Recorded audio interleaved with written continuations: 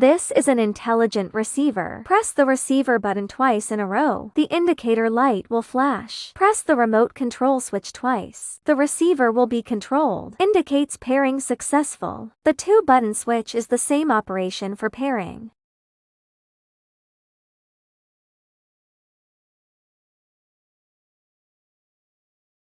The 3-button switch is operated in the same way.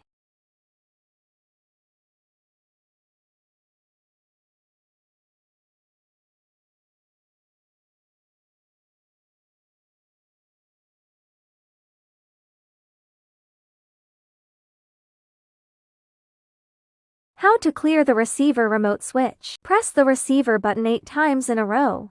The indicator light is flashing, indicates that the code has been successfully cleared.